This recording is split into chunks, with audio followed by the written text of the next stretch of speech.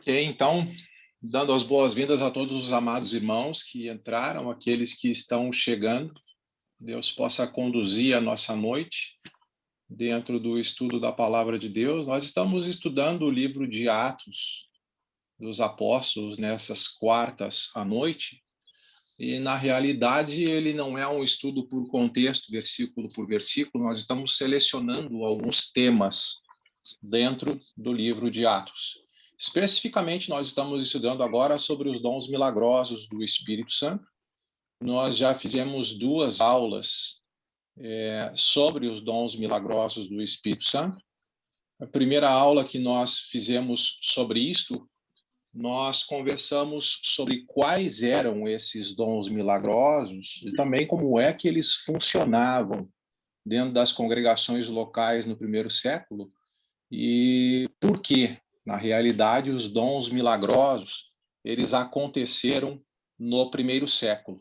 Na segunda aula, o que nós vimos foi quais pessoas poderiam realizar esses dons milagrosos. E a gente viu de Atos 2, 43 e também capítulo 5, versículo 12, que no início somente os apóstolos realizavam milagres, mas em Atos 6 a gente teve algum acréscimo importante na igreja no primeiro século, quando os apóstolos impuseram as mãos sobre aqueles 7 homens que foram designados para cuidar das mesas e a distribuição da benevolência para as viúvas. Então, estes homens também começaram a fazer milagres. Atos capítulo 6, versículo 8, foi Estevão, o primeiro homem fora do grupo apostólico a fazer isso. Depois a gente viu em Atos 8 que, devido a uma grande perseguição na igreja do primeiro século, desencadeada pela própria perseguição contra Estevão, que foi o primeiro mártir, nós tivemos também aí uma grande dispersão, e nessa grande dispersão, todos, exceto os apóstolos, ficaram em Jerusalém. E nós observamos os passos de Filipe. Se todos os apóstolos ficaram em Jerusalém, o Filipe que vai fazer um trabalho em Samaria não é o Filipe apóstolo, é o Filipe de Atos 6, 5 e 6, um daqueles 7 homens sobre os quais foi imposto as mãos, e ele também agora um segundo homem fora do grupo apostólico que faz milagres. E esse foi um texto-chave para cada um de nós, para todos nós, porque evidenciou que o pessoal de Samaria, ninguém ainda fazia dons milagrosos, exceto Filipe, que havia recebido imposição de mão dos apóstolos. Os apóstolos, então, em Atos 8:14, descem a Samaria e aí impõem as mãos sobre o pessoal de Samaria para que eles também, então, possam lá fazer milagres. E o Simão, que era um mágico na cidade, que enganava com milagres, observava, extasiado, os milagres verdadeiros agora que o Filipe fazia, e ele notou, diz o texto para a gente, em 8:14 e 18, que pelo fato dos apóstolos imporem as mãos, o dom milagroso era passado, e ele queria comprar esse dom para ele, ofereceu dinheiro para os apóstolos, e o apóstolo Pedro puxou a orelha dele, mostrando que ele não tinha parte nesse ministério, que ele deveria se arrepender, talvez, se fosse de todo o coração, o Senhor iria perdoá-lo. E depois nós vimos um texto de Atos 19, sobre 12 discípulos que o apóstolo Paulo encontrou em Éfeso, e ele viu que havia alguma coisa estranha com esses 12, eles não tinham ainda sido batizados em nome de Jesus, e pelo fato de não serem batizados em nome de Jesus, precisaram ser batizados nas águas, e aí receberam perdão dos pecados, dom do Espírito Santo, como diz Atos 2:38, mas em seguida Paulo também impôs as mãos sobre ele, e Atos 19:7, agora esses homens passam a profetizar e a falar em línguas. Éfeso, uma cidade internacional, importante que se fale línguas naquela região, porque numa cidade internacional com trânsito de tantas pessoas, então o apóstolo Paulo teria, deduz-se, apoio para que ele pudesse exercer o seu ministério em Éfeso, lembrando que em Éfeso 19, 8 a 10 de Atos, nós tivemos assim o ensejo para que através daquele ministério todos os habitantes da Ásia pudessem escutar a palavra do Senhor, então. E a gente chegou à conclusão a semana passada que somente os apóstolos e as pessoas que receberam a posição das mãos dos apóstolos podiam fazer milagres. E de Atos 1, 21 a 26, pelo fato, então, de nós termos qualificações específicas de quem poderia ser um apóstolo, nós não temos mais apóstolos nos dias de hoje, A gente sabe que muitos afirmam que são apóstolos, mas apóstolos do ponto de vista bíblico precisava ter participado desde o batismo de João até a ascensão de Cristo, ser uma testemunha ocular da ressurreição. Nós não temos mais isso hoje. Portanto, a gente deduz de maneira lógica que hoje nós não temos mais esses dons milagrosos acontecendo. Mas a gente tem um texto mais específico para avaliar essa noite, que nos dá uma outra base para que a gente possa fazer essa afirmação que os dons milagrosos cessaram, tanto para que a igreja continue com essa convicção, como para que também a gente, pregando o evangelho, possa aí ajudar os nossos amigos de diversas religiões que existem na praça, que ainda acreditam que esses dons acontecem. E a gente vai ler, então, o texto de 1 Coríntios 13, 8 a 13, para aqueles que estão participando da aula a primeira vez, referente, ou é a primeira aula que você está assistindo sobre os dons milagrosos. Procurei fazer um apanhado geral de 2 aulas de aproximadamente 1 hora e 15, isso aí que é pouco. Se você tiver qualquer dúvida depois, você pode me acessar ou acessar outros mestres que estão nessa sala, via o WhatsApp aí, que a gente tem o prazer de lhe ajudar no entendimento desse tema. Mas vamos ler 1 Coríntios capítulo 13, versículos 8 a 13, então, e se alguém quiser fazer a leitura, por gentileza, fique à vontade.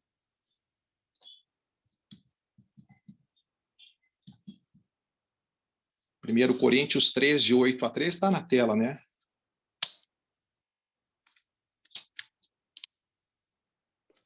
Posso ler, irmão Josué?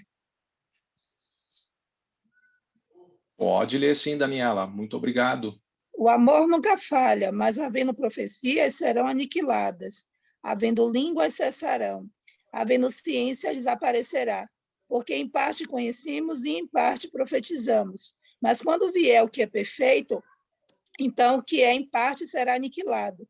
Quando eu era menino, falava como menino, sentia como menino, discorria como menino. Mas logo que cheguei a ser homem, acabei com as coisas de menino.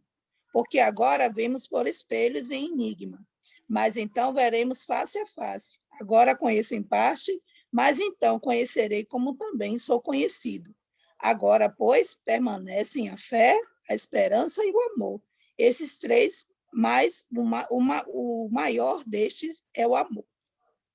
Ótimo. Então, 1 Coríntios 13, 8 a 13, dentro da carta de Paulo aos Coríntios, está dentro de um contexto.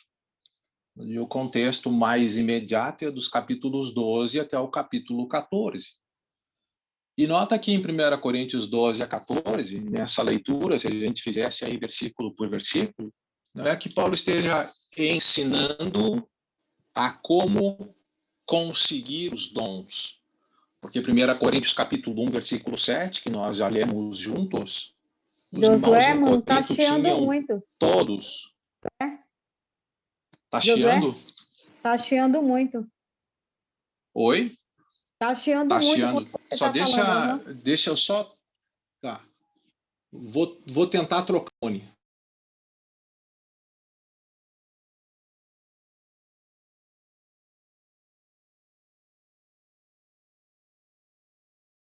Agora desapareceu.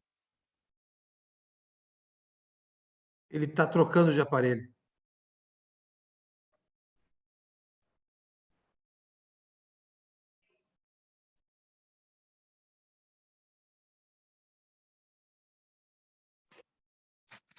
Eu consegui entrar agora, Giovanni. Não conseguia entrar. Não iniciou completamente, entrou a tempo. O Josué está trocando de aparelho, é que trocou o link. Ô, Giovanni, Oi. permissão, com a sua permissão aí, meu comandante. Foi culpa minha, eu mandei atrasado por irmão Mindo, tá? Eu mandei aquele anterior para ele, tá? Então foi Tranquilo. culpa minha. Tá? Mas ele está em tempo ainda, seu Mindo, está em tempo, fica tranquilo. Como é que está o Júnior, seu Mindo? Vai daquele jeito, né? Estamos aguardando. Aguardando. O José voltou, vê se voltou o áudio dele. Está sem áudio, Jô. Está sem áudio, Jô. O Josué está sem áudio.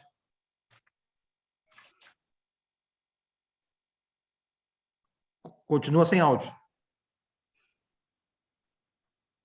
Giovanni, sua voz está ótima, né? Restabeleceu bem. Graças a Deus está indo. Tem alguns exames para fazer, mas está tudo nas mãos de Deus. Sim, claro, com certeza. Estou orando e Deus está ouvindo, Amém, irmã. graças a Deus. Sim.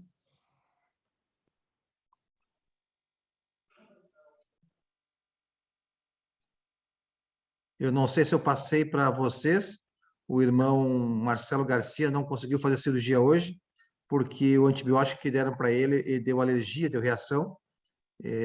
Então, eu estava tentando acertar o antibiótico para poder fazer cirurgia amanhã. E o Davi deu alta, está em casa. Eu recebi, obrigado. Mas continua nas nossas orações, mesmo em casa. Mesmo em casa. Jô, como é que tá, Jô? Não, Jô, não. O teu antigo dava chiados em alguns momentos. Tu começou a falar com a Lica e o chiado sumiu. Não sei se tu ficou mais próximo, o que tu fez. E quando tu conversou com a Lica, o chiado sumiu. Mas quando estava falando, tinha os chiados.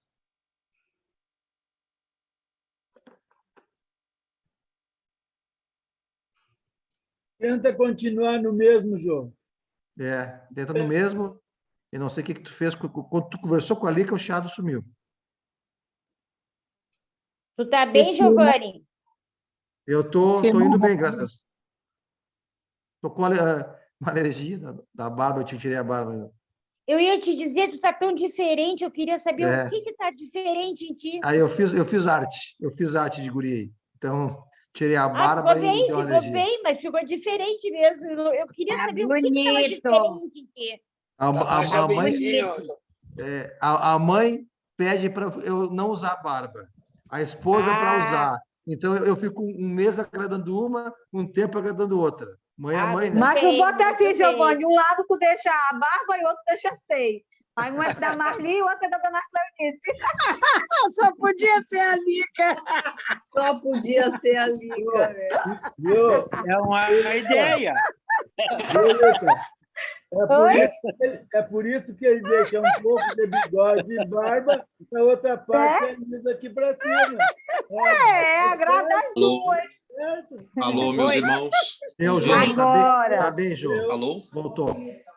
Ótimo. Acabou o recreio, pessoal. Acabou o recreio. Meus irmãos, me perdoem aqui, não sei o que realmente aconteceu, mas a gente estava pensando na ideia do contexto onde está 1 Coríntios capítulo 13, e não é um texto, porque os evangélicos afirmam muito isso, que 1 Coríntios 12 a 14 é um texto onde Paulo está ensinando a como conseguir os dons, e na verdade 1 Coríntios 1,7 já diz para a gente que os irmãos em Corinto tinham todos os dons.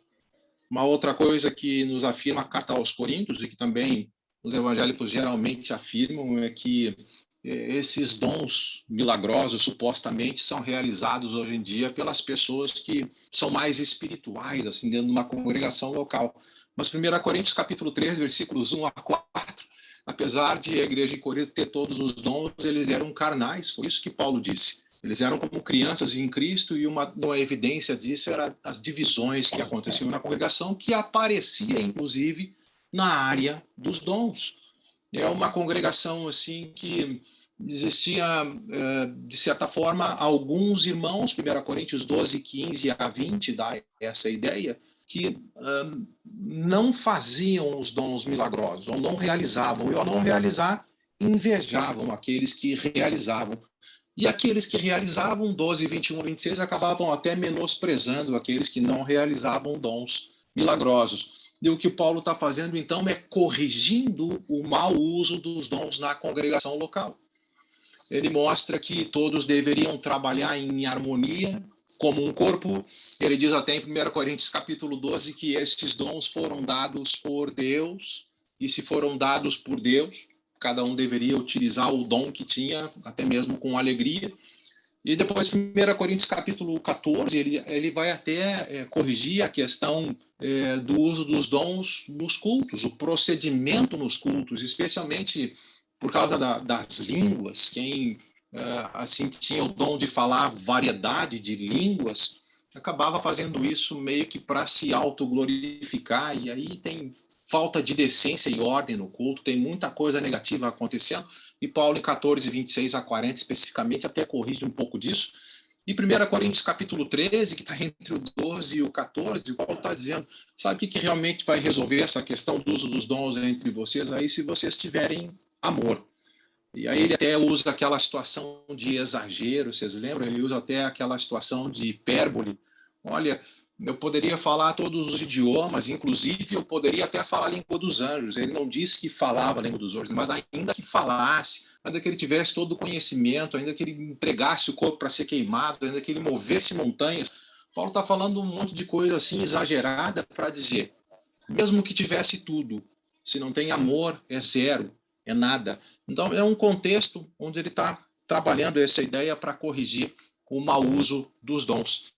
E além disso, ele diz em 1 Coríntios 13, versículo 8, vocês também ficam aí, de repente, brigando e tendo falta de unidade por coisas que vão passar, por coisas que vão cessar, coisas que são da infância da igreja, daqui a pouco vai chegar a fase adulta, e é o que ele vai mostrar nesse texto, então, para a gente essa noite. Mas, especificamente, capítulo 13, versículo 8, Paulo está profetizando que os dons iriam cessar. Olha o que diz. O amor jamais acaba. Mas, havendo profecia, ou profecias desaparecerão, havendo línguas cessarão, e havendo ciência passará.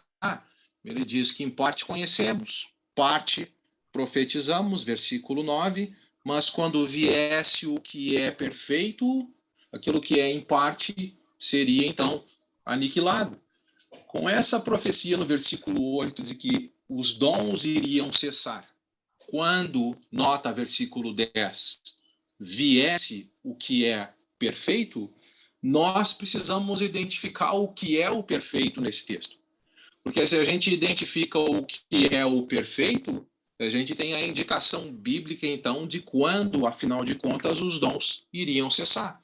Agora, a gente tem muitas interpretações sobre o que é o perfeito, mas eu separei duas aí muito faladas nos grupos religiosos, e depois a gente vai identificar o que é realmente o perfeito no sentido correto. Então, no português, na nossa língua portuguesa, a gente tem dois gêneros, né? O gênero masculino e o gênero feminino. O quarto, onde eu estou agora, ou a caneta que eu estou, né, meu irmão? Gênero masculino e gênero feminino. Agora, no grego, especialmente aquele koiné, aquele grego comum do primeiro século, nós temos até hoje, mas tínhamos três gêneros: o masculino, o feminino e o neutro. Geralmente, os evangélicos, quando leem capítulo 13, versículo 10, que os dons iriam cessar quando viesse o que é perfeito, eles dizem que é Jesus ou a volta de Jesus. Mas então, a ideia deles, quando Jesus voltar, os dons cessam. E se Jesus não voltou ainda, logo, esses dons ainda existem hoje. Mas Jesus, no Novo Testamento, em qualquer texto, inclusive, ele está no grego no gênero masculino. Algumas vezes também, porque esse texto está falando muito sobre amor, os evangélicos vão dizer que o perfeito é o amor. Quando nós tivermos o amor perfeito, então esses dons cessariam. E como o dom é eterno, às vezes eles até jogam para a volta de Cristo também. Mas esta palavra, no grego perfeito, teleios, ou tu teleios, ela significa perfeito. Algo que é completo, é o significado dela. E se a gente vai olhar no grego, essa palavra está no gênero neutro. Então não pode ser a volta de Jesus porque é masculino, não pode ser amor porque é feminino. Precisa ser alguma outra coisa, porque essa palavra no grego está no gênero neutro. E aí, então, o que a gente se propõe ao ler o texto é procurar comprovar que o perfeito significa, então, o Novo Testamento completo. O perfeito, teleios, no versículo 10, está em contraste com o que é em parte no versículo 9. Nota 13, 9. Porque em parte conhecemos e em parte profetizamos. Quando, porém, vier o que é perfeito, 10, então aquilo que é em parte seria aniquilado. É a mesma palavra para desaparecer no versículo 8. Então, se a gente identifica o que é o parcial, vai nos ajudar a identificar o que é completo. A Almeida Revista Atualizada, que eu estou lendo, da segunda edição, traz a palavra perfeito, mas é uma palavra também que dá para ser traduzida como completo, e a Almeida Revista Atualizada do século 21 traduz quando vier o que é completo. Então, o que é em parte seria aniquilado. Agora, o que é que Paulo disse que representava o em parte no versículo 9? Ele disse que em parte conhecemos já, e em parte ainda estamos profetizando. E isso diz muito da realidade do primeiro século. A gente sabe, por exemplo, de João capítulo 16, versículo 13, a gente já viu nessas lições também, que Jesus, conversando com um grupo específico dos seus apóstolos naquele cenáculo, ele disse que ele guiaria os apóstolos a toda a verdade mediante um trabalho do Espírito Santo. E essa revelação de toda a verdade para os apóstolos do primeiro século começou em Atos capítulo 2, quando Pedro, por exemplo, se levantou em Atos 2 e ele pregou o evangelho pela primeira vez. Ele pregou nos idiomas das nações, mas depois levanta e prega no idioma geral, para que todos pudessem escutar a verdade do evangelho, e escutando a verdade do evangelho, descobrirem como é que eles podiam acessar a porta do reino e entrar no reino para fazer parte da igreja do Senhor. Agora, Pedro, apesar de ter citado a profecia de Joel, que o Espírito viria sobre toda a carne, e que a salvação, mesmo ele tendo dito em Atos 2:39, que a promessa era para aqueles que estavam ali, mas para todos aqueles que estavam longe, os que o Senhor ainda iria chamar, talvez se referindo aos gentios, a gente sabe que a igreja não entendeu muito bem isso ainda. E de Atos 2 a Atos 9, eles não pregaram para nenhum gentio. Então, parte eles conheceram, a ideia de pregar o evangelho para os judeus, mas parte ainda estava sendo profetizado, revelado e profetizado. E é somente em Atos 10 ainda que eles vêm a compreender sobre a inclusão dos gentios, porque Deus revela de uma maneira muito especial para o apóstolo Pedro que o evangelho, ou o reino, também estava aberto para os gentios, como nós vimos.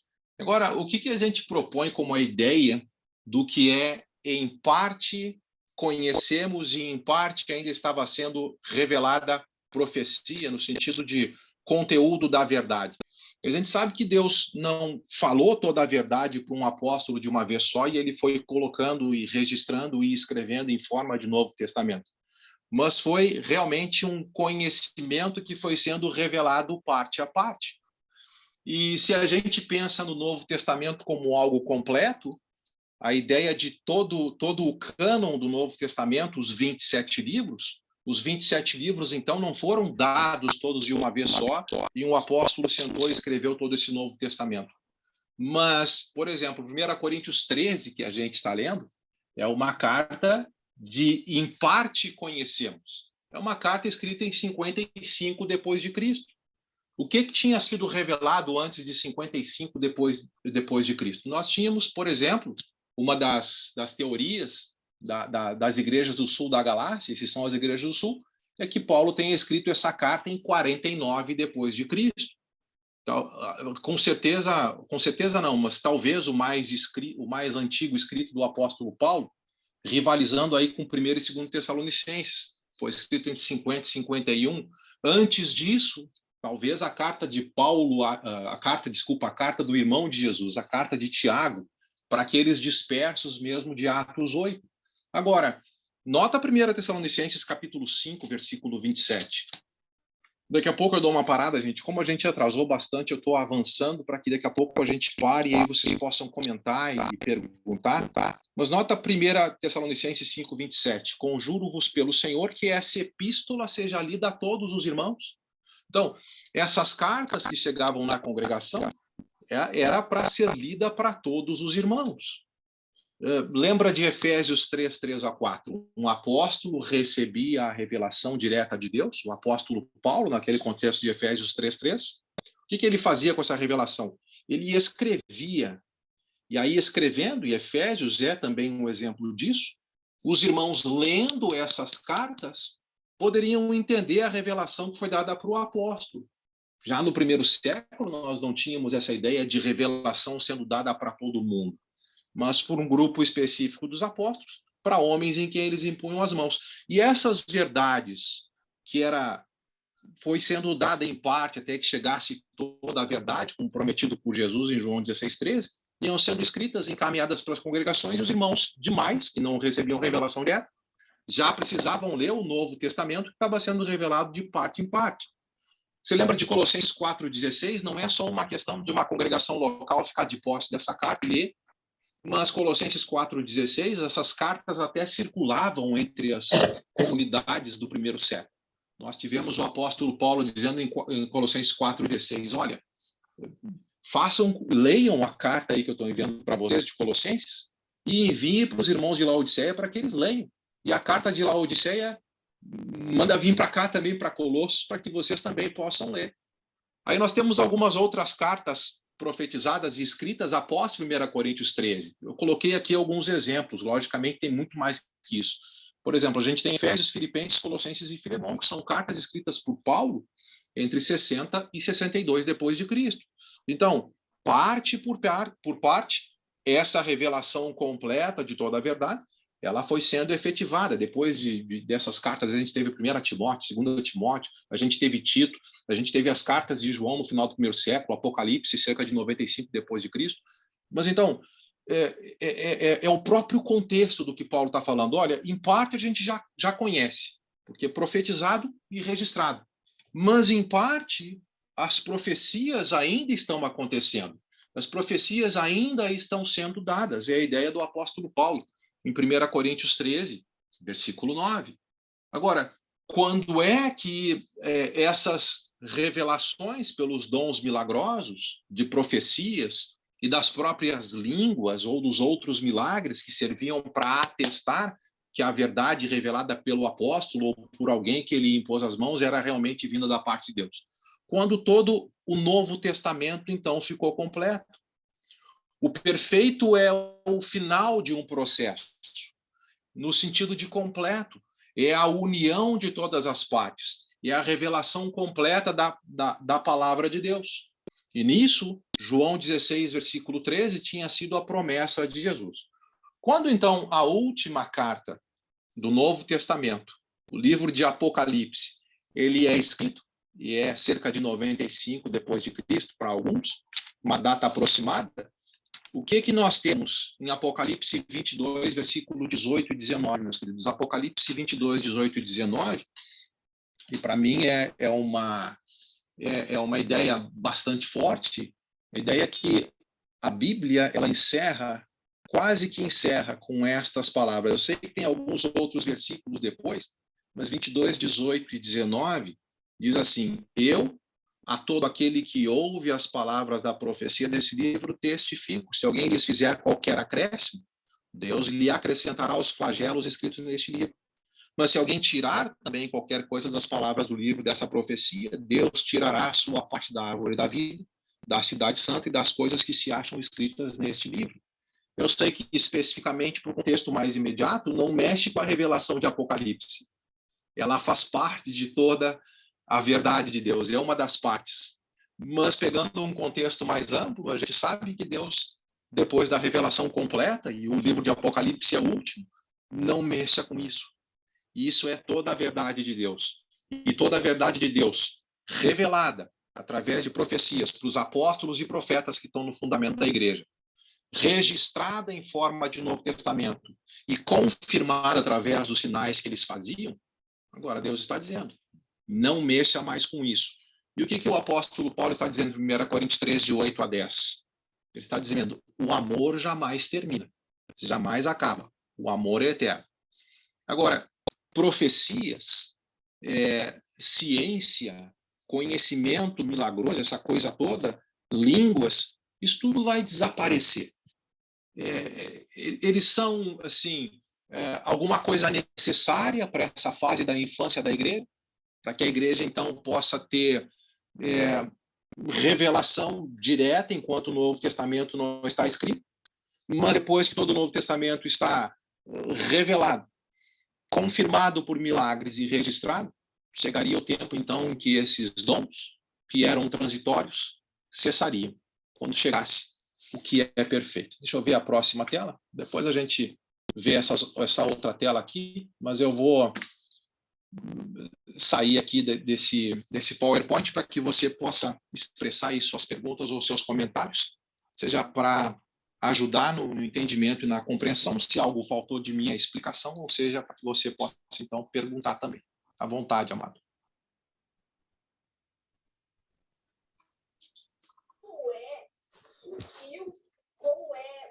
Jô, é importante essa tua colocação, né? E está escrito, né? A segurança que nós temos de que nada mais pode ser acrescentado à palavra de Deus. Isso para todos nós como cristãos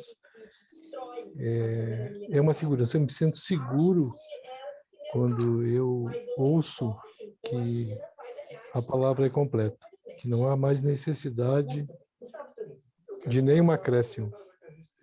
E interessante que os irmãos que possam explorar e estudar um pouco sobre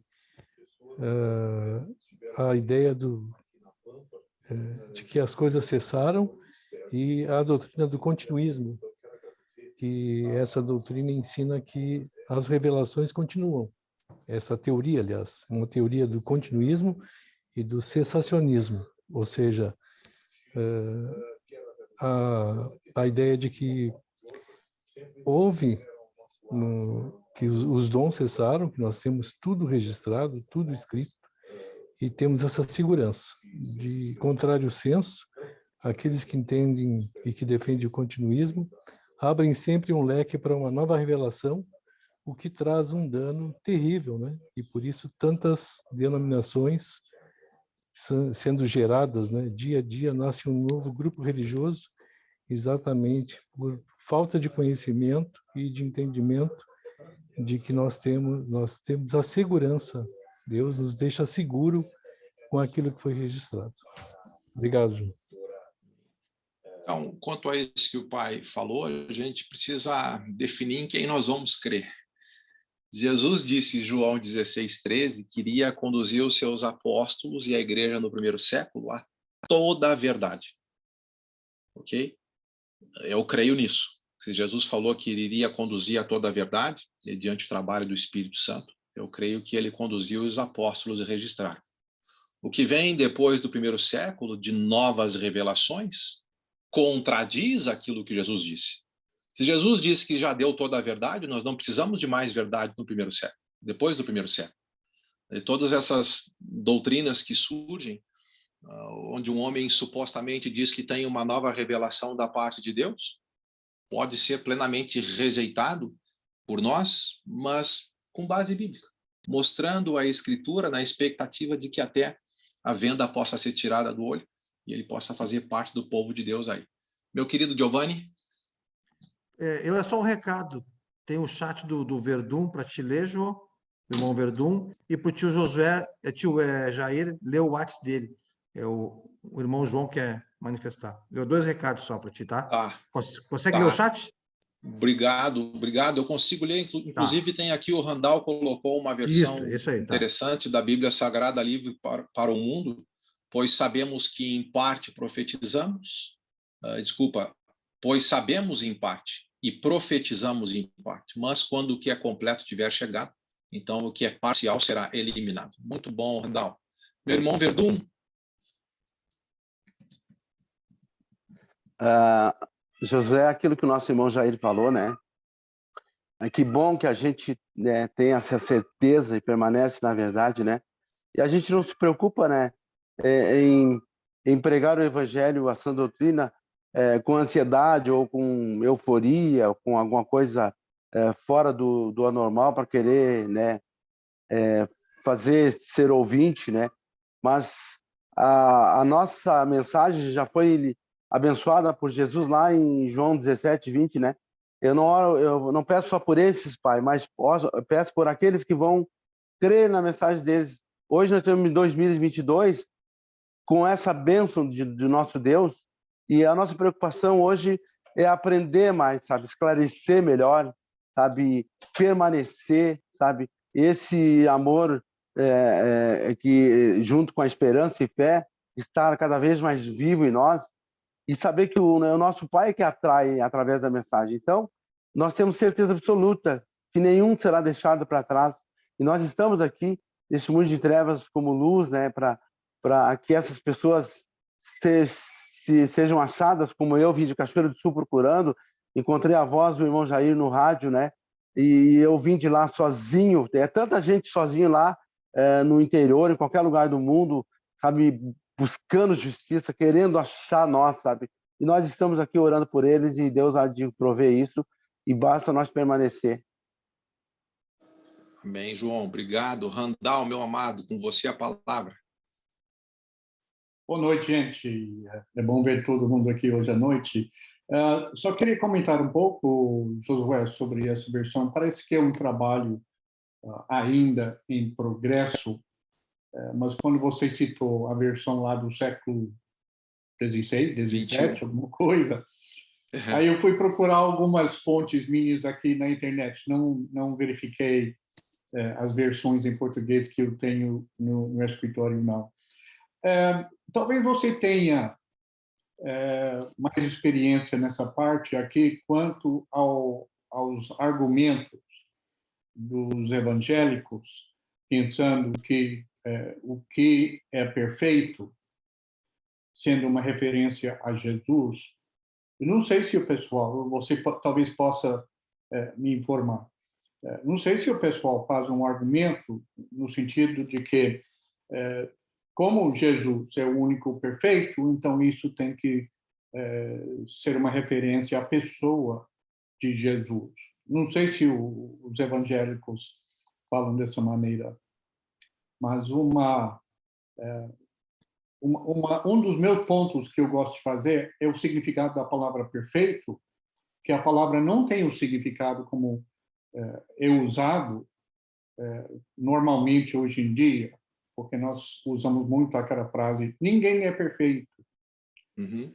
Que significa, ninguém está sem pecado. Nós usamos a palavra perfeito nesse sentido de estar sem pecado. E esse não é o significado do termo dentro do Novo Testamento, como você mostrou muito bem, dá a ideia do que é completo ou maduro. Então, não sei se o pessoal faz esse argumento, né, em termos de perfeito, só Jesus é perfeito, então tem que se referir a ele. Você tem encontrado isso? Isso. Eu tenho conversado com os evangélicos muito tempo, e o que eles fazem é esse ponto mesmo. O perfeito é Jesus. Jesus já esteve aqui e vai voltar um dia. Então, quando ele voltar, os dons cessam. Essa é a ideia.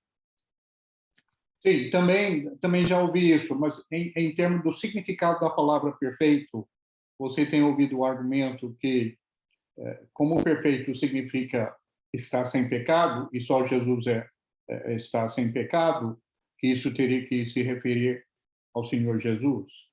Isso, esse é o ponto. Eles identificam Jesus como alguém que é perfeito, e como ele é perfeito e já teve aqui uma primeira vez, e prometeu que vai voltar uma segunda vez, então eles linkam também tudo isso com a segunda vinda. E os dons cessariam na visão deles numa segunda vinda. Ou na segunda vinda.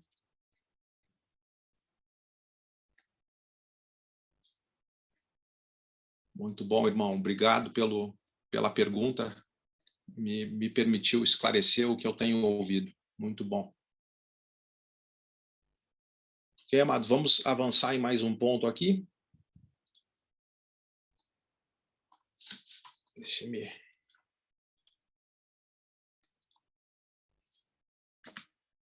Então, Paulo utilizou duas ilustrações, versículos 11 e 12. A primeira ilustração que ele usa é de um menino que se tornou homem, e um menino que se torna homem não precisa mais das coisas da infância. Paulo fala nesses termos no versículo 11. Quando eu era menino, falava como menino, sentia como menino, pensava como menino. Quando cheguei a ser homem, desistir das coisas de menino. Esse desistir das coisas de menino deixa para trás as coisas de menino. Elas passaram. Então, a ideia de Paulo é que os dons milagrosos faziam parte da infância da igreja. Foram necessários até que a revelação estivesse completa. Como rodinhas de bicicleta, a gente utilizou essa ilustração na primeira aula em que a gente começou a falar sobre os dons milagrosos. As rodinhas de bicicleta, elas são necessárias por um período em nossa infância. Se não estivessem as rodinhas de bicicleta ali, nós cairíamos muitos tombos. Os nossos pais colocam essas rodinhas justamente porque a gente está na fase da infância, a gente não tem um equilíbrio apurado ainda. Daqui a pouco, de tanto a gente treinar, daqui a pouco os nossos pais erguem um lado da rodinha e sem nem notar a gente está já se equilibrando de um lado, daqui a pouco eles erguem o outro lado, a gente está equilibrado e depois de bem treinados, passou essa etapa de transição necessária para que a gente atingisse o equilíbrio e as rodinhas de bicicleta, então, elas são tiradas e a gente voa por aí de bicicleta completamente equilibrado. Então, os dons milagrosos, biblicamente falando, eles são da fase da infância da igreja. Agora nós estamos já na fase adulta da igreja. Os dons milagrosos foram necessários por um período, para que a palavra de Deus fosse revelada pelos apóstolos, fosse confirmada através dos milagres e registrada em forma de Novo Testamento, até que toda a verdade prometida por Jesus chegasse em João capítulo 16, versículo 13. O outro argumento que ele usa como ilustração, capítulo 13, versículo 12, agora vemos como em espelho, obscuramente. Então veremos face a face. Agora conheço em parte, então conhecerei como também sou conhecido. O conhecimento em parte de Paulo foi como olhar num espelho. E na época o espelho era como metal polido, não são como os nossos espelhos de hoje. É como tentar, na época, olhar a nossa imagem num para-choque cromado de um carro antigo. A imagem não fica muito nítida. E com essa ilustração, então, Paulo estava dizendo que ele não viu ainda tudo o que Deus queria revelar. Mas um dia tudo seria revelado e seria possível, então, ele ver plenamente. Paulo sabia que mais revelação estava vindo. Até que, então, o Novo Testamento seria completo e ficaria nítido toda a verdade de Deus a ser revelada no primeiro século. A gente sabe que a palavra de Deus ela é perfeita. Romanos capítulo 12, versículo 2, vai dizer sobre a ideia de a gente não se conformar com esse século, mas que a gente deve, então, ser transformado e nós devemos buscar a boa, agradável e perfeita vontade de Deus. E a perfeita vontade de Deus, Tiago capítulo 1, versículos 21 e 26, nós encontramos na palavra perfeita. Nota Tiago 1, 21 a 26. Tiago, capítulo 1. Versículos 21 a 26 é um texto bem conhecido por todos nós e vai dizer que a gente precisa acolher com mansidão a palavra implantada em nós. E esse acolher significa, inclusive, ajustar a nossa vida aos ensinos, porque se a gente simplesmente ouve a palavra, mas não pratica, é um auto-engano. E aí ele faz essa ilustração toda de versículo 23, assemelha-se a um homem que está contemplando num espelho o seu rosto natural, mas depois ele não faz nada para aperfeiçoar aquilo que ele viu diante do espelho. Mas versículo 25, se ele considera atentamente na lei perfeita, lei da liberdade, e nela persevera, não sendo um ouvinte negligente, mas um operoso praticante, esse é bem-aventurado em tudo que ele realizar. Então, temos a perfeita palavra de Deus, mediante a qual nós podemos ajustar a nossa vida de acordo com toda a vontade do Senhor que já está revelada. Então, a gente já tem toda a revelação e tudo o que é necessário na Escritura. Segundo Timóteo 3, 16 e 17, um texto bem conhecido, diz que toda a Escritura é inspirada por Deus. Está falando sobre o Velho Testamento, mas está falando também sobre o Novo Testamento que estava sendo revelado. E segundo Timóteo 3, 16, a gente sabe que é a última carta do apóstolo Paulo em si. E depois, segundo Pedro capítulo 1, versículo 3, diz que todas as coisas que nos conduzem a sermos participantes da natureza divina, estava sendo revelado também pelos apóstolos na palavra de Deus. Então, qual é a conclusão que a gente chega aqui? Os dons, Paulo está dizendo, cessariam quando chegasse o que é perfeito. Todo o Novo Testamento escrito. Quando os apóstolos e as pessoas que receberam a imposição de mão deles também morreram, os dons milagrosos cessaram. Então, 2 argumentos. O primeiro, do porquê que os dons milagrosos cessaram. Agora eu vou fazer de trás para diante aqui. A gente viu a aula passada. Quem fazia dons no primeiro século? Apóstolos. Receberam o batismo com o Espírito Santo em Atos 2, 1 a 4. E apesar de Atos 2, 38 e 41, 3.000 pessoas terem sido batizadas nas águas, Atos 2, 43, somente os apóstolos faziam milagres. Inclusive, Atos 5, 12, passou um tempo e eles continuavam. Mas a partir de Atos 6, porque eles impunham as mãos sobre alguns homens, esses também podiam fazer milagres. Agora, o que aconteceu depois que os apóstolos e essas pessoas em quem eles impuseram as mãos morreram? Cessaram os dons milagrosos pela maneira pela qual os dons eram recebidos. E segundo argumento, 1 Coríntios 13, 8, foi profetizado que esses dons cessariam. Eles foram necessários para a fase da infância da igreja, até que o perfeito, o Novo Testamento, fosse todo escrito.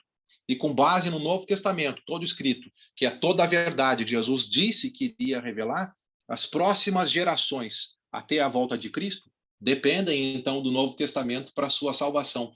E nós não precisamos mais, então, de milagres, porque os milagres, eles serviam justamente, Marcos 16, 19, para que pudesse confirmar essa revelação que ia sendo dada. Ok? Então, aqui está o propósito dos dons milagrosos. A gente viu de Marcos 16, 20, e os apóstolos, depois do que Jesus havia dito para eles que eles fariam milagres para confirmar, de fato saíram pregando e foram confirmando através dos sinais. Hebreus 2, 13 e 4 tem a mesma ideia. É aquele texto que a gente até viu no domingo, né? A tão grande salvação inicialmente foi proclamada pelo Senhor e depois foi confirmada pelos que a ouviram. E Deus testemunhou juntamente com eles por milagres, sinais e prodígios e distribuições segundo a vontade do Espírito Santo. E o propósito, então, confirmar a palavra que estava sendo revelada. A pregação sobre Jesus parecia loucura. E aí foi necessário os milagres para atestar que a palavra de Deus era a pura verdade. Vocês lembram até de uma frase que Nicodemos disse para Jesus em João capítulo 3, versículo 2, mestre, sabemos que tu és um rabino assim, vindo da parte de Deus, porque ninguém pode fazer os milagres que tu fazes se de fato não for alguém enviado de Deus. E aí então, aquela mensagem que ia sendo anunciada verbalmente, por revelação direta, foi confirmada, registrada, e a gente não precisa de mais sinais. João 20, 30 e 31, ele disse que o motivo pelo qual ele escreveu o Evangelho de João foi justamente permitir com que as pessoas que lessem o Evangelho de João pudessem crer em Jesus como Filho de Deus e, crendo em Jesus como Filho de Deus, pudessem, então, ter vida no nome dele. Mas é importante, capítulo 20, versículo 30, na verdade, fez Jesus diante dos discípulos muitos outros sinais que até não estão escritos no livro de João. O livro de João, ou o Evangelho de João, tem 7 sinais lá, né, descritos. Transformou a água em vinho no capítulo 2, curou lá o servo de alguém no capítulo 4, curou um paralítico no capítulo 5, capítulo 6 andou sobre as águas, multiplicou pães e peixes, 9 cura um cego e 11 ressuscita Lázaro. 7 sinais incontestáveis e extraordinários. E lendo no Evangelho de João, esses 7 sinais já são suficientes para despertar do leitor do Evangelho de João fé, para que, tendo fé em Jesus, possa, então, ter vida e vida eterna no nome dele. Então, os dons milagrosos, queridos, eles cessaram no primeiro século. Aí alguém pode se perguntar, mas então está dizendo que Deus não tem poder para curar alguém que ele queira? Nós não estamos afirmando isso. Deus tem poder para curar qualquer pessoa que ele queira, porém isso é realizado hoje através da oração. Tiago capítulo 5, versículos 13 até versículo 16, naquele contexto está mostrando muito a importância da oração e que muito pode, por sua eficácia, a oração do justo. E se Deus, então, quiser, porque nós oramos, curar alguém, ele o faz. Agora, o que nós estamos afirmando é que hoje nós não temos mais nenhum homem, como no primeiro século, que imponha as mãos sobre alguém, como Atos 28:8, e impondo as mãos sobre alguém, por ele ter o dom milagroso de curar alguém, ele o faça. É isso que nós estamos afirmando. Ok? Fica aberto para a sua pergunta ou para o seu comentário aí, Amado. Jô, eu estava lembrando aqui, quando o Randall fez o comentário aí, né? Eu estava lembrando um pouco de quando eu estava no mundo religioso, né? E lembrando que lá, quando a gente está envolvido no mundo religioso, um grupo qualquer religioso, a gente não tem muito esse pensamento do que é perfeito, etc. A gente está envolvido de tal maneira que mesmo tendo a Bíblia na mão, né, estudando a Bíblia, a gente não consegue verificar, não consegue entender exatamente como que a coisa funciona. Mas à medida que a gente vai entendendo a palavra, e isso vai se desnudando de tal forma, e nós vamos entendendo, então, realmente a perfeição dessa palavra. Mas é uma transição difícil, foi para mim muito difícil, né?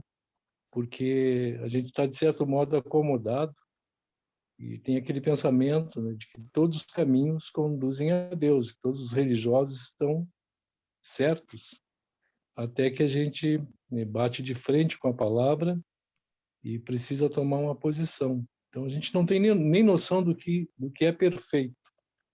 Embora alguns grupos religiosos defendam que o perfeito é Cristo, na verdade, a gente está muito no campo subjetivo. Não tem uma noção perfeita do que é realmente a igreja, do que realmente, o que representa a Bíblia em si, né? Como ela é completa, como ela é perfeita, e como tudo se encerrou em Cristo, e como tu sublinhou muito bem aí, né? O finalzinho do Evangelho de João, né? Os sinais foram necessários, seja realizado por Jesus ou pelos apóstolos, para nos dar essa segurança, autenticar a palavra. E já no Velho Testamento, eu gosto de citar muito Deuteronômio 29:29, né? Quando lá Moisés disse que aquilo que está escrito é para nós, para nossos filhos, e o que Deus não revelou não nos interessa. Realmente não adianta correr atrás, porque não vamos descobrir. Então, como é bom, depois que a gente consegue entender, e aí tu tem uma noção do que realmente é perfeito, né? E a segurança de saber que na Bíblia nós temos, assim, toda a revelação, tudo que é necessário, tudo que eu preciso saber em todos os campos da vida aqui física, que nós estamos vivendo por hora, como da vida espiritual. Quer dizer, ela é completa em todos os sentidos. Uhum. Até sempre, eu já passo a falar para o Giovanni, sempre em épocas de novas revelações na história, Deus se utilizou dos seus profetas no Velho Testamento e confirmava essa nova revelação através de milagres extraordinários. Foi assim com Moisés. Nós tivemos a ideia em Êxodo 4, dele confirmando a palavra por sinais, depois teve as pragas no Egito, que a gente sabe. Depois a gente teve uma segunda grande época de revelação através dos outros profetas, chamando o povo de volta ao arrependimento. Aí a gente tem Elias e Eliseu fazendo milagres e comprovando sua palavra como vinda de Deus. A gente tem no Novo Testamento o próprio Jesus fazendo milagres e confirmando através dos sinais ele como filho de Deus, confirmando que a palavra que ele estava revelando, inclusive as afirmações categóricas de que ele era o Filho de Deus, foram confirmadas através de sinais, inclusive sua ressurreição aí pela parte de Deus atesta isso. E depois a gente teve a última grande época de revelação, que foi a época dos apóstolos que se seguiram a Jesus, treinados por eles, estavam revelando toda a verdade final de salvação, e atestando através de milagres incontestáveis, e registrando tudo isso daí. E agora temos toda a verdade em nossas mãos, o perfeito está nas nossas mãos, o completo e tudo o que precisamos para a nossa eternidade está em nossas mãos. Valorize, valorize. Estude a palavra. Meu querido Giovanni.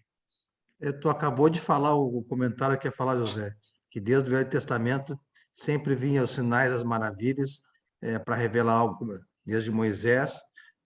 Tu citou outros que não conheço ainda, falou depois de Jesus e agora dos apóstolos.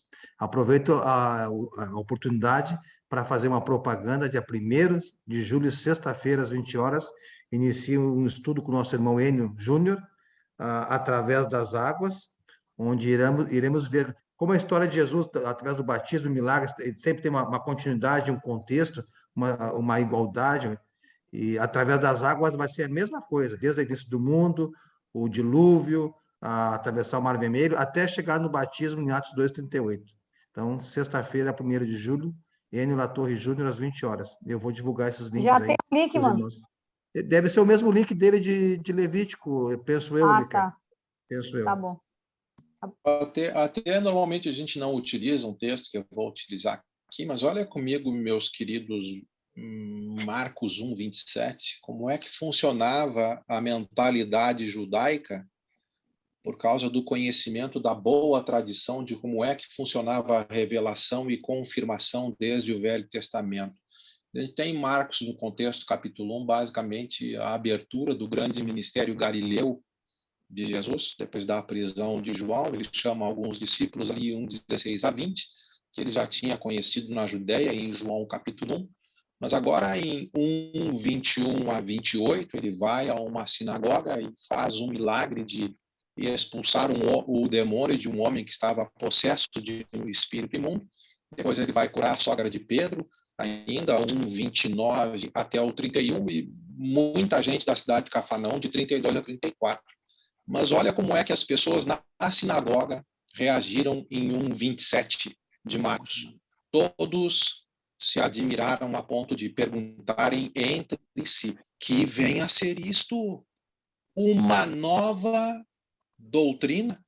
Com autoridade ele ordena aos espíritos imundos e eles lhe obedecem. O povo judaico aqui, a audiência de Jesus está na sinagoga, tem a boa tradição de entender. E quando acontece uma nova revelação, isso é seguido através de um milagre extraordinário, ligou: opa, tem nova doutrina aí. Esse homem fez esse milagre extraordinário aqui na sinagoga, e depois Jesus fez muito mais disso. Ali nesse contexto, em Cafarnaum, na abertura do grande ministério galileu, a gente sabe. Durante os 3 anos e meio que ele esteve aqui na Terra. Ok? Mas essa é a ideia. Os milagres comprovavam que uma nova doutrina estava sendo revelada, e aí fazia com que os homens, então, crescem como uma verdade sendo revelada por Deus. Josué? Oi, Zuleika. Os milagres cessaram, né? Mas hoje, através da oração que se realiza os milagres, como tu explicou, né? É isso? Isto, e está dentro da vontade de Deus, se Ele quiser. Uhum. Tá. Obrigado, Randall. Boa noite. Obrigado. Deus te abençoe aí. Isso aí, Zuleika. Nós já tivemos em Porto Alegre, na congregação local, alguns irmãos nossos com doenças graves. Oramos, jejuamos, fizemos vigília, e nós tivemos irmãos curados extraordinariamente entre nós. Mas agora, poder de oração, não teve ninguém impondo mão sobre ninguém e curando por ter um dom milagroso. Mas porque Deus quis atender a oração. Outras vezes, Deus não atendeu a oração, porque, afinal de contas, algum dia a gente tem que sair desse mundo e partir para a eternidade. Eu já fiquei sabendo até de irmão que estava assim numa fase difícil e final, de tanto sofrimento na sua vida, que diz: meus irmãos, não orem por mim, não, me deixa partir para a eternidade, eu quero ir para os braços do Senhor logo. Mas é isso, okay? Se Deus quiser, uma oração feita por um homem como Elias em Tiago capítulo 5, ou por uma comunidade de discípulos, se ele quiser curar alguém, ele cura. Se ele desejar que a pessoa parte. Mas no primeiro século, esses homens tinham o dom de chegar, impor as mãos sobre alguém e curar imediatamente. Ok? É a diferença que nós temos aí. Certo. Obrigada. Muito bom, Zuleika. Ok, amados, mais alguém gostaria de manifestar alguma coisa? Nós encerramos aqui a aula sobre os dons milagrosos e tem duas Josué, só me fale, possibilidades. Josué, só Ô, fala desse Renato. 13 aí, desse 13 agora. Então, no ponto em que os dons cessam e o perfeito chega, Paulo disse que 3 coisas iriam permanecer ainda. Fé, se é esse o texto que eu estou pensando, fé, esperança e amor. Por que que fé e esperança ainda permanecem? Porque a esperança, Romanos 8, acho que 24 e 25, está baseado em algo que a gente não vê ainda. Agora, quando Jesus voltar, a esperança cessa porque ele chegou, vamos vê-lo face a face. A fé, Hebreus capítulos... Oi? É que eu vou falar para você. Aí está a resposta para os pentecostais lá, para os denominacionais. Quando ele insistir com a gente de que esse perfeito só é depois que Jesus voltar, aí chama para esse 13 ele. Sim, quando Jesus voltar é que vai permanecer só esses 3, aí dá essa explicação que você falou.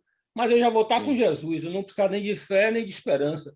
Eu dei essa resposta há uns 10 anos lá atrás e se a gente for começar a meditar, é uma boa resposta. Quando eles disserem, só vai cessar quando Jesus voltar. Aí sim vai permanecer esses 3. Mas, meu amado, você está dizendo que quando Jesus voltar vai ficar esses 3? Mas eu já estou do lado de Jesus. Para que fé e para que esperança? Comece a meditar nisso, você vai ver que é uma boa resposta para eles. E esses 2, fé e esperança, saem, porque Jesus vai ter voltado, e só permanece... Para a gente é isso aí. Para a gente, do jeito que nós vimos da Bíblia, é isso aí. Mas para eles, não combina esse agora, a fé, a esperança e o amor. Valeu. Muito bom, Renato. Muito bom. Então, semana que vem, nós temos 2 possibilidades, eu estou pensando ainda. Hoje a gente vai falar sobre a vinda do reino de Deus, pegando algumas profecias do Velho Testamento, do Novo Testamento, e depois o cumprimento dessas profecias também no Novo Testamento. Ou a gente vai estudar sobre a questão de como aconteceram as conversões, analisando as conversões no livro de Atos. São outros 2 temas que há bastante polêmica na praça religiosa. E depois de resolver essas polêmicas todas aí, a gente vai ficar seguro para ler o resto de Atos, tirando lições mais espirituais mesmo, no sentido de aplicações mais práticas para a nossa vida de santificação, crescimento e evangelização da igreja. Tranquilo?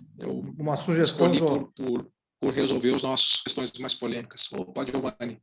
Uma sugestão que tem muitas dúvidas e é o Mateus 24. Muito importante. Se tu puder passar como estudo, seria uma boa. Ok. Mateus 24. Muitos fazem confusões hoje em dia, até com as pandemias e tudo mais. Sim. Mateus 24 seria um escopo fora de Atos, mas eu posso fazer em algum momento. É que tu falou sobre os sinais da volta de Jesus, tu falou, né? E ali nós temos 2 questões, né? Sinal de destruição de Jerusalém e sobre a volta de Jesus. 2 perguntas.